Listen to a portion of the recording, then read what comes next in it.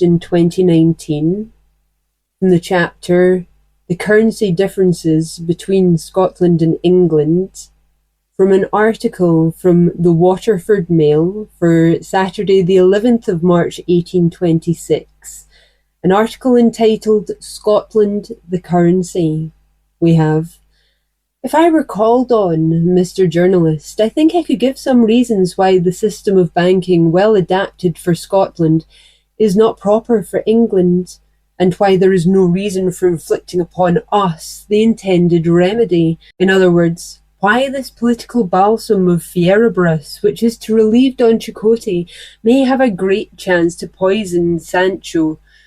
I will mention briefly some strong points of distinction affecting the comparative credit of the provincial banks in England and Scotland, and they seem such as to furnish one inexperienced in political economics, upon the transcendental doctrines of which so much stress is now laid, very satisfactory reasons for the difference, which is not denied to exist betwixt the effects of the same general system in different countries. In Scotland, almost all banking companies consist of a considerable number of persons whose landed estate, with the burdens on it, may be learned from the records for the expense of a few shillings, so that all the world knows, or may know, the general basis on which their credit rests, and the extent of real property which, independent of their personal means, is responsible for their commercial engagements. In most banking establishments, this fund of credit is considerable.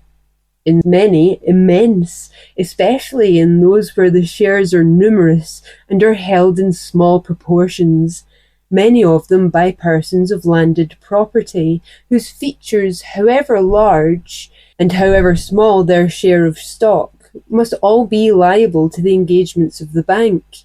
In England, the number of those engaged in a banking concern cannot exceed 6. And though of late years their landed property has been declared subject to be attached by their commercial creditors, yet no one can learn, without incalculable trouble, the real value of that land, or with what mortgages it is burdened. Thus, ceteris paribus, all things being equal, the English provincial banker cannot make his solvency manifest to the public, therefore cannot expect or receive the same unlimited trust which is willingly and securely reposed in those of the same profession in Scotland. Secondly, the circulation of the Scottish banknotes is free and unlimited, an advantage arising from their superior degree of credit. They pass without a shadow of objection throughout the whole limits of Scotland, and are current nearly as far as York in England. Those of English banking companies seldom extend beyond a very limited horizon. In 2 or 3 stages from a place where they are issued, many of them are objected to, and give perpetual trouble to any traveller who had happened to take them in change on the road. Even the most creditable provincial notes never approach London in a free current, never circulate like blood to the heart, and from thence to the extremities, but are current within a limited circle, often indeed so very much limited, that the notes issued in the morning, to use an old simile, fly out like pigeons from the dovecot, and are sure to return in the evening to the spot which they have left at the break of day. Owing to these causes, and others which I forbear mentioning, the profession of provincial bankers in England is limited in its regular profits, and uncertain in its returns to a degree unknown in Scotland, and is therefore more apt to be adopted in the south by men of sanguine hopes and bold adventure, both frequently disproportioned to the extent of their capital, who sink in mines or other hazardous speculations the wealth which their banking credit enables them to acquire, and deluge the country with notes which on some unhappy morning are found not worth a penny, as those to whom the foul fiend has given apparent treasures are said in due time to discover They are only pieces of slate. I am aware it may be urged that the restrictions imposed on these English provincial banks are necessary to secure the supremacy of the Bank of England, on the same principle on which dogs kept near the purlieus of a royal forest were anciently lamed by the cutting off of one of the paws, to prevent their interfering with the royal sport. This is a very good regulation for England, for what I know. But why should our institutions, which do not and cannot interfere with the influence of the Bank of England, be put on a level with those of which such jealousy is entertained? We receive no benefit from that immense establishment, which, like a great oak, overshadows England from Tweed to Cornwall. Why should our national plantations be cramped for the sake of what affords us neither shade nor shelter? All these considerations are so obvious that a statesman like Mr. Robinson must have taken them in at the first glance, and deemed them of no weight compared with the necessary conformity between the laws of the two kingdoms. I must therefore speak to the justice of this point of uniformity. Sir, my respected ancestor, Sir Mungo, when he had the distinguished honour to be whipping, or rather whipped, boy to His Majesty James VI of gracious memory, was, in virtue of his office, always scourged when the king deserved flogging, and the same equitable rule seems to distinguish the conduct of government towards Scotland, as one of the three united kingdoms. If Pat is guilty of speculation, Sister Peg loses her boards of revenue. If John Bull's cashiers mismanage his money matters, those who have conducted Margaret to their own great honour, and her no less advantage, must be deprived of the power of serving her in future. At least that power must be greatly restricted and limited. Quidquid delerent regis plictunter acivi, my terrible Latin. For any madness of their kings, it is the Greeks who take the beating. That is to say, if our superiors of England and Ireland eat sour grapes, the Scottish teeth must be set on edge as well as their own. A uniformity in benefits may be well. A uniformity in penal measures towards the innocent and the guilty seems harsh justice. This levelling system does not seem very equitable in itself, and this is infinitely unjust if a story, often told by my poor old grandfather, was true, which I own I am inclined to doubt. The old man, sir, had learned in his youth, or dreamed in his dotage, that Scotland had become an integral part of England, not in consequence of conquest, nor rendition, nor by right of inheritance, but in virtue of a solemn treaty of union. Nay, so distinct an idea had he of this treaty, that he used to recite one of its articles to this effect, that the laws in use within the kingdom of Scotland do, after the Union, remain in the same force as before, but alterable by the Parliament of Great Britain, with this difference between the laws concerning public right, policy, and civil government, and those which concern private right, that the former may be made the same through the whole United Kingdom, but that no alteration be made on laws which concern private right,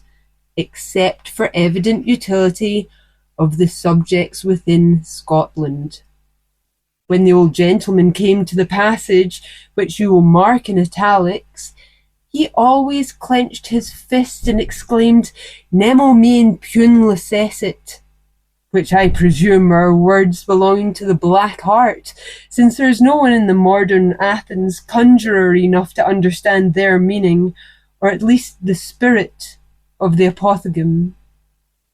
I cannot help thinking, sir, that if there had been any truth in my grandfather's story, some Scottish member would have informed the Chancellor of the Exchequer that, in virtue of this treaty, it was not sufficient reason for innovating upon the private rights of Scotsmen in a most tender and delicate point, merely because the right honourable gentleman saw no reason why the same law should not be current through the whole of his Majesty's dominions, and that, on the contrary, it was incumbent upon him to go a step further, and to show that the alteration proposed was for the evident utility of the subjects within Scotland. A proposition disavowed by the right honourable gentleman's own admission, and by that of the Prime Minister, and contradicted in every circumstance by the actual state of the case. Methinks, sir, our chosen 45 Scottish MPs, supposing they had bound themselves to ministers by such oaths of silence and obedience as are taken by Carthusian friars, must have free will and speech to express their sentiments, had they been possessed of so irrefragable an argument in such a case of extremity. The sight of a father's life in danger is said to have restored the power of language to the dumb, and truly the necessary defence of the rights of our native country is not, or at least ought not to be, a less animating motive. Lord Lauderdale almost alone interfered, and procured to his infinite honour a delay of 6 months in the extension of this act, a sort of reprieve from the southern fangs, by which we may have some chance of profiting if, during the interval, we can show ourselves Scotsmen, by some better proof than merely by being wise behind the hand. In the first place, sir, I would have this old treaty searched for, and should it be found to exist, I think it decides the question. For how can it be possible that it should be for the evident utility of Scotland to alter her laws of private right to the total subversion of a system under which she is admitted to have flourished for so many years, and which has never, within North Britain, been attended with the inconveniences charged against it in the sister country? Even if the old parchment should be voted obsolete, there would be some satisfaction in having it looked out and preserved, not in the Register Office or Advocates' Library, where it might awaken painful recollections, but in the Museum of the Antiquaries, where, with a solemn league and covenant, the letter of the Scottish nobles to the Pope on the independence of their country, our Declaration of Arbroath, and other antiquated documents once held in reverence, it might still bear witness that such things had been. I earnestly hope, however, that an international treaty of some importance may still be found binding on both the high and the low contracting parties on that which has the power and apparently the will to break it, as well as the weaker nation, who cannot, without incurring still worse and more miserable consequences, oppose aggression otherwise than by invoking the faith of treaties and the national honour of Old England. In the second place, all ranks and bodies of men in North Britain, for all are concerned, the poor as well as the rich, should express by petition their sense of the injustice which is offered to the country and the distress which will probably be the necessary consequence. Without the power of issuing their own notes, the banks cannot supply the manufacturer with that credit which enables him to pay his workmen and wait his return, or accommodate the farmer with that fund which makes it easy for him to discharge his rent and give wages to his labourers while in the act of performing expensive operations which are to treble or quadruple the produce of his farm. These are things worth struggling for, and rather of more importance than generally comes before county meetings. The English legislature seems inclined to stultify our law authorities in their department, but let us at least try if they will listen to the voice of a nation in matters which so intimately concern its welfare that almost every man must have formed a judgment on the subject. But this is not all. The principle of uniformity of laws, if not manfully withstood, may have other blessings in store for us. Suppose that when finished with blistering Scotland, while she is in perfect health, England should find time and courage to withdraw the veil from the deep cancer which is gnawing on her own bowels, and attempt to stop the fatal progress of her poor rates. Some system or other must be proposed in its place. A grinding one it must be, for it is not an evil to be cured by palliatives. Suppose the English, for uniformity's sake, insist that Scotland, who is free from this foul and shameful disorder, should nevertheless be included in the severe treatment which the disease demands. How would the landholders of Scotland like to undergo the scalpel and cautery, merely because England required to be scarified? Or again, supposing England should take a fancy to impart to us her sanguinary criminal code, which, too cruel to be carried into effect, gives every wretch that is condemned a chance of 1 to 12 that he shall not be executed, and so turns the law into a lottery. Would this be an agreeable boon to North Britain? Once more, what if the English ministers should feel disposed to extend to us their equitable system of process respecting civil debt, which divides the advantages so admirably betwixt debtor and creditor? That equal dispensation of justice which provides that an imprisoned debtor, if a rogue, may remain in disturbed possession of a great landed estate, and enjoy in a jail all the luxuries of Sardanapalus, while the wretch he owes money to is starving, and that creditor, if cruel, may retain a debtor in prison for a lifetime, and make, as the established phrase goes, dice of his bones.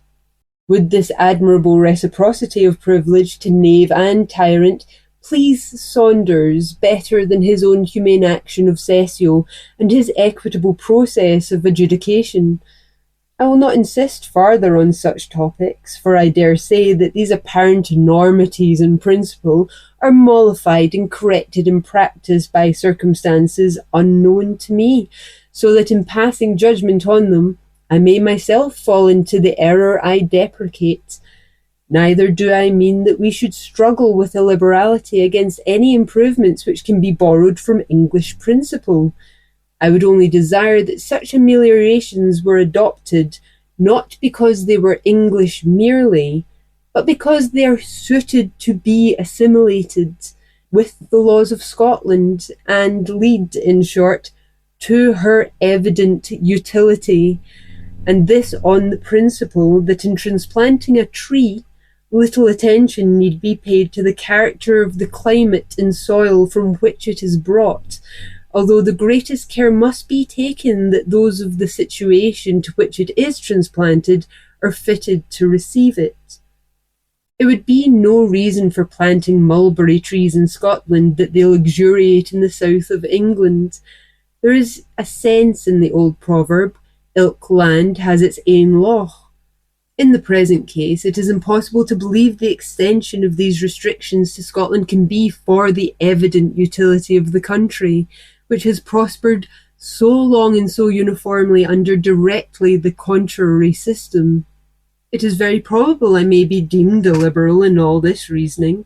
and if to look for information to practical results rather than to theoretical principles, and argue from the result of experiment rather than the deductions of hypothesis, be illiberality, I must sit down content with the censure, which will include wiser men than I. The philosophical tailors of Laputa, who wrought by mathematical calculation, no doubt had a supreme contempt for those humble fashioners who went to work by measuring the person of their customer. But Gulliver tells us that the worst clothes he ever wore were constructed upon abstract principles, and truly I think we have seen some laws and may see many more, not much better adapted to existing circumstances, than the captain's philosophical uniform to his person. The universal opinion of the whole kingdom, founded upon a century's experience, ought not to be lightly considered as founded in ignorance and prejudice. I am something of an agriculturalist, and in travelling through the country, I have often had occasion to wonder that the inhabitants of particular districts had not adopted certain obvious improvements in cultivation, but upon inquiry, I have usually found that appearances had deceived me, and that I had not reckoned on particular local circumstances which either prevented the execution of the system I should have theoretically recommended, or rendered some other more advantageous. I do not therefore resist theoretical innovation in general. I only humbly desire it may not outrun the suggestions arising from the experience of ages. I would have the necessity felt and acknowledged before old institutions are demolished, the evident utility of every alteration demonstrated before it was adopted. I submit our ancient system to the pruning knife of the legislature, but would not willingly see them employ a weapon which, like the sword of Jack the Giant Killer, cuts before the point. It is always to be considered that in human affairs the very best imaginable result is seldom to be obtained, and that it is wise to content ourselves with the best which can be got. This principle speaks with a voice of thunder against violent innovation for the sake of possible improvement, where things are already well. We ought not to desire better bread than is made of wheat. Our Scottish proverb warns us to let weal bide, and all the world has heard of the untranslatable Italian epitaph of the man who died of taking physic to make him better when he was already in health.